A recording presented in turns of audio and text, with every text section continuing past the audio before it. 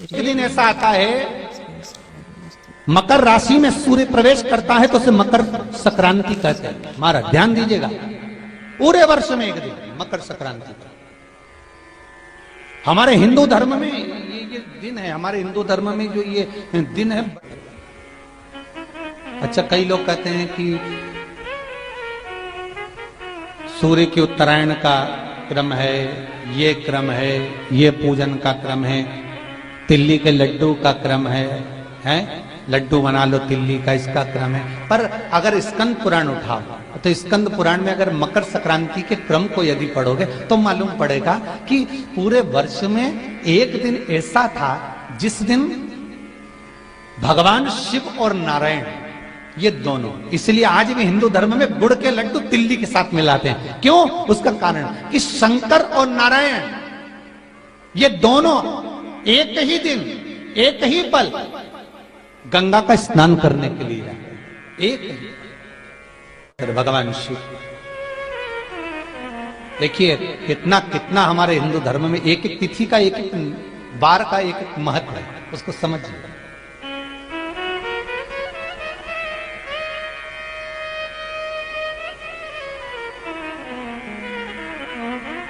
माता लक्ष्मी, भगवान नारायण और भगवान शिव को स्नान के लिए गुप्त रूप से झांकती है।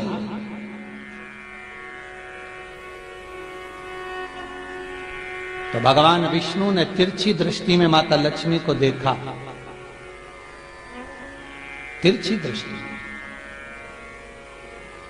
तो माता लक्ष्मी को देखकर भगवान विष्णु शिव जी को देखे तो शंकर भगवान ने कहा, नारायण हमने देख लिया, महारानी लक्ष्मी झांक रही है, हमने वर दे दिया है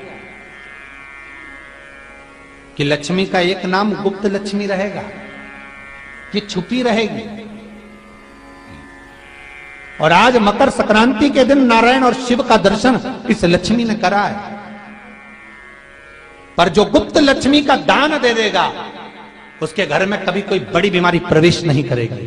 कैंसर जैसा रोग, किडनी और लीवर का रोग नहीं हो सकता। आज भी नियम है कि मकर संक्रांति के दिन एक लड्डू बनाया जाता है गुड़ और तिल्ली का, उसमें 1 का सिक्का, 2 का सिक्का या कोई लक्ष्मी उसमें फंसा दी जाती है और लड्डू को पैक कर कर किसी मंदिर में दान दे दिया जाता है। उसको कहते हैं गुप्त लक्ष्मी, जिससे घर में कोई बड़ी बीमारी प्रवेश न हो। वो केवल मकर संक्रांति को ही होता है। आपको अगर ऐसा महसूस होता है कि किसी ने आपकी दुकान पर बंधन कर दिया, आपका व्यापार बांध दिया, 4 दिन दुकान अच्छी चल रही है और 4 दिन बंद हो रही है, तो महाराज सूर्य का उत्तरायण जो प्रवेश है मकर के अंतर्गत, वो दोपहर में लगभग 2:30 बजे के करीब में आए, 2:30 से 3 के करीब में आए। तो निवेदन करूंगा मैं आपको ऐसा लगता है कि आपका व्यापार 4 दिन अच्छा चल रहा है, फिर गिर रहा है, फिर चल रहा है, फिर नीचे आ रहा है, तो जब मकर राशि के भीतर सूर्य प्रवेश करेगा 2:30 के लगभग में आएगा, शायद दोपहर में 2:30-3 बजे के करीब में प्रवेश करेगा, तो आपको ऐसा लगे या किसी की तबियत थोड़े दिन अच्छी हो रही है, फिर गिर रहा है, फिर अच्छी हो रही है, फिर बेकार हो रही है, फिर अच्छी हो रही है, फिर बेकार हो रही, दवाई खा रहे हो नहीं लग रही, तो आप जब मकर राशि में सूर्य प्रवेश करे, कल मकर संक्रांति के दिन उत्तरायण जब सूर्य के भाव प्रवेश करे महाराज, दोपहर में 2:30-3 बजे के करीब में प्रवेश कर जाएगा, इतनी बजे, तो प्रयास करना थोड़ी सी काली तिल्ली लेना महाराज जी, उसमें एक बमूल का कांटा लेना, काली तिल, बमूल का कांटा और किसी भी वृक्ष की 5 पत्तियां लेना महाराज, उसको लेकर अपने दुकान में, व्यापार में, या जिसको औषधि ना लग रही हो, जिसका स्वास्थ्य गड़बड़ हो रहा हमारा, उसका स्पर्श कराकर या 21 बार उस पर से उतार कर, और उतारना क्या नाम लेकर है? अवधूतेश्वर महादेव। कौन सा महादेव है? जम के बोलो जरा, अवधूतेश्वर महादेव। शिव जी का एक अवतार हुआ था, अवधूत रूप शंकर का। शंकर भगवान के उस क्रोध को, भगवान शिव के उस क्रोध को ब्रह्मा जी ने घोड़े का रूप दे दिया था और घोड़े को समुद्र में डाल दिया था।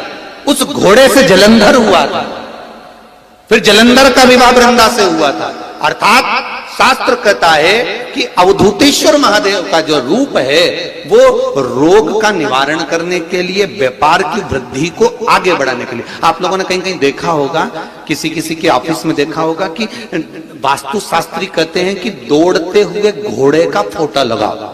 सुना है कि नहीं सुना? अरे बोलो तो, सुना है कि नहीं सुना?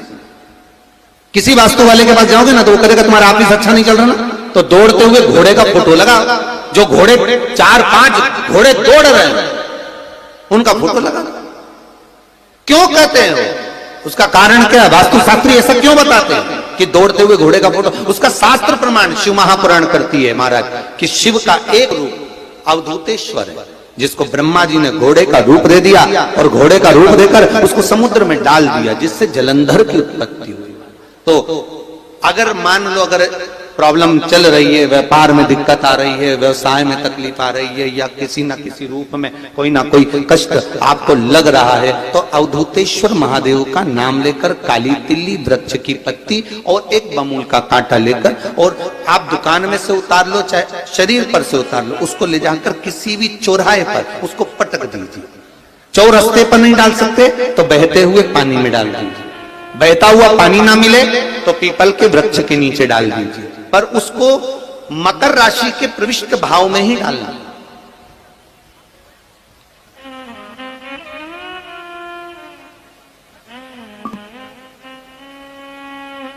प्रविष्ट भाव। हमारे हिंदू धर्म में जितने भी त्योहार आते हैं ना, ये त्योहार कोई साधारण नहीं होते। हमारे हिंदू धर्म में जितने भी त्योहार हैं ये कुछ ना कुछ हमें सुख का भान कराते। एक भी त्योहार ऐसा नहीं है हिंदू धर्म का जो कि खाली जाए। बस हम उससे दूर रहते हैं, हमें आता नहीं है। बस एक साधारण भाव में हमने त्योहार मना लिया, पर उसका महत्व हम समझें, उसको जाने कि उसकी महत्वता क्या।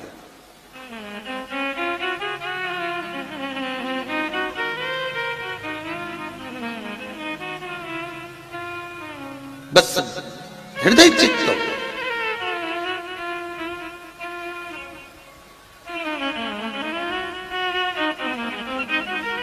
कोई किसी व्यक्ति ने मालूम पड़े कोई भूमि पर कब्जा कर लिया और नहीं छोड़ रहे, तो उसके लिए भी कल का दिन बड़ा महत्वपूर्ण है महाराज।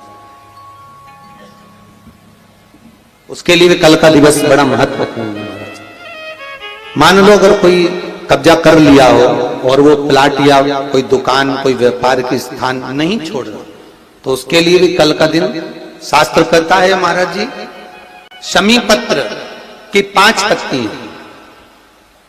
कितनी पत्तियां लेना है? 5। शमी पत्र की 5 पत्ती, बेल पत्र की 11 पत्ती। मकर राशि में प्रवेश करते समय सूर्य का स्मरण करते हुए सूर्य पे से 7 बार घुमाकर भगवान शिव का नाम मंत्र लेते हुए, जो शिव महापुराण का मूल मंत्र है, श्री, बोलिए जम के, श्री शिवाय नमस्तुभ्यम। शिव महापुराण के मूल मंत्र का स्मरण कर कर सूर्य पर से घुमाकर शंकर भगवान के शिवलिंग पर जो समर्पित कर देता है, और चढ़ी हुई एक बेलपत्र शमी पत्र उस स्थान पर डाल देता है जो कब्जा नहीं छोड़ रहा, महाराज 6 महीने के अंदर वो कब्जा छोड़कर भागता नजर आता। कर्जा अगर थोड़ा भी है और थोड़ी भी मात्रा का अगर कर्जा है तो उस कर्जे को चुकाने का प्रयास करें, और अगर नहीं चूक रहा तो कल सूर्य जब मकर में उत्तरायण भाव में प्रवेश कर रहा है तो 1 लोटा पानी कलश महाराज उसमें जल भर लीजिए, और जल भरकर उसमें 7 दाने चने की दाल के डाल लीजिए। 7 दाने चने की दाल के डालकर उसमें थोड़ा सा कुंकू रौली थोड़ी सी इसमें डाल लीजिए। 3 शमी पत्र, 1 बेल पत्र उस जल के अंदर डाल लीजिए महाराज, और डालकर सूर्य नारायण भगवान को दर्शन करते समय, जल छोड़ते समय उत्तर की ओर, आपके घर से जब उत्तर का जो भाग हो उस ओर जल का भाग थोड़ा सा छोड़े, आखिरी का बचा हुआ जो जल और बेलपत्र और शमी पत्र है एक साथ जब कूड़े तो जितना अपने मन में भाव हो कि हमारा इतना कर्जा है बाबा वो चूक जाए, या कोई पैसे नहीं दे रहा है उसका भी स्मरण कर सकते हैं कि हमारा इतना रुपया लेना है, और वो जल शमी पत्र बेलपत्र उसी समय पर नीचे डाल देना, उसका छींटा थोड़ा सा अपने ऊपर लेकर प्रवेश कर दे। महाराज ज्यादा से ज्यादा 5 महीने 6 महीने कहीं ना कहीं बाबा ऐसी कृपा कर देता है, कोई सहयोग, कोई धन, कोई संपदा, कोई व्यापार ऐसा बना देता है कि पैसा हाथ में आता है और कर्जा चूक जाता है। ये बाबा ही। और एक बात का याद रखना, हमें किसी से लेकर नहीं देना कर्जा, भगवान से ये निवेदन करना है हमको कि बाबा हमको ऐसा व्यापार दे, ऐसा धन हमारा खुद का दे जिससे हम अपने पैसे से कर्जा चुका। मालूम पड़े कर्ज मुक्ति के लिए कल आप लोग अर्घ अवश्य दें, सूर्य का स्मरण करें, सूर्य देवता का, और अर्घ प्रदान करें। निवेदन एक और है, जिनके शरीर धूजता अर्थात हाथ पैर में कंपन उत्पन्न होता हो, या हाथ पैर में कहीं कंपन का भाव लगता हो, ऐसा महसूस होता हो कि हाथ पैर धूजते हो, तो कल सूर्य को जब अर्घ दें तो उसमें काली मिर्ची पीस कर डालकर फिर सूर्य को अर्घ दें। अर्घ देने के बाद में जो जल आप जमीन पर छोड़ेंगे उसका भाग थोड़ा सा अपने शरीर पर लगा लेंगे जहां जहां पर कंपन उत्पन्न होता। या कोई डॉक्टर आपको बोल रहा है कि बाईपास करवाना पड़ेगा या कोई नस चोक हो गई हो, तो उस स्थान पर भी आप उस जगह पर भी उस जल को अवश्य लगाएं, काली मिर्ची का पीसा। कल मकर संक्रांति है, भगवान शिव के पूजन का भी दिन है।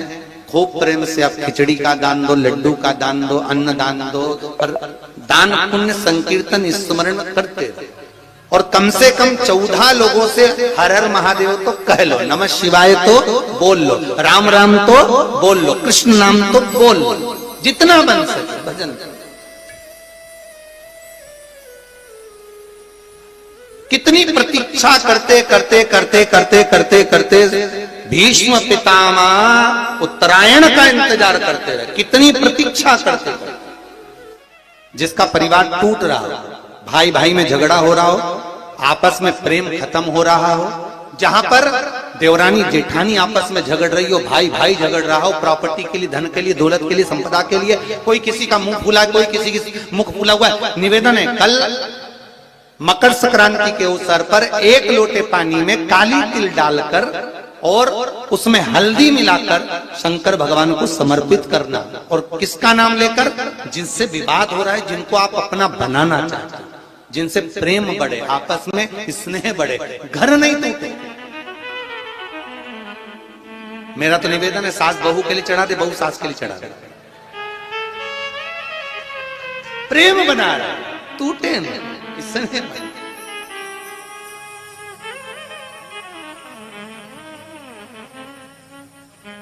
ये आपस का जो प्रेम है ये टूटना नहीं चाहिए। कल मकर संक्रांति के अवसर पर ये करिए। कहते हैं मकर संक्रांति है जिस समय पर कल सूर्य उत्तरायण आ जाए, और पहले दिन उत्तरायण के दिन ही जब संध्या का समय होता है, शाम का समय होता है, महाराज संध्या का जो समय होता है शाम का, अगर कोई बच्चा पलंग पर बाथरूम करता हो, गंदगी करता हो, सारी औषधि कर ली, दवाई कर ली, और या बच्चा रात्रि को उठकर चिड़चिड़ करता हो या रोता हो रात भर, महाराज उसके लिए, या माता के स्तनों में बच्चे को पिलाने के लिए दूध ना आता हो उसके लिए, या बच्चा रुदन करता हो, या बच्चा गंदगी करता हो, उसके लिए कल शाम के समय पर, प्रथम दिन में जब भगवान उत्तरायण आ रहे हैं मकर राशि के अंतर्गत, तो शाम के समय पर मकर संक्रांति के दिन गुड़ को पानी में मिलाकर शिवजी पर लेपन कर दो, उसी हाथ को बच्चे को मंदिर के बाहर चटा दो महाराज, फिर वो पलंग पर कभी गंदगी नहीं करेगा महाराज। जिस नारी का स्तन में दूध नहीं आता हो बच्चों को पिलाने के लिए, उसको भी अगर चटा दिया जाए तो स्तन में दूध आना प्रारंभ हो जाए महाराज। जो बच्चा रात्रि को रोता हो, जाग जाता हो, उसको भी अगर वो हाथ चटा दिया जाए तो वो काम करता है महाराज। ये कल के दिन करके देखना, बाद में बताना जरूर हो। शुगर वाले जीव जिनकी शुगर ऊंची नीची हो रही हो, ज्यादा शुगर की परेशानी आ रही हो और इंजेक्शन लेना पड़ रहा हो, उनके लिए निवेदन है काली तिल्ली कल के लिए है ये खास तौर से, बाकी के शुगर के लिए तो उपाय और बात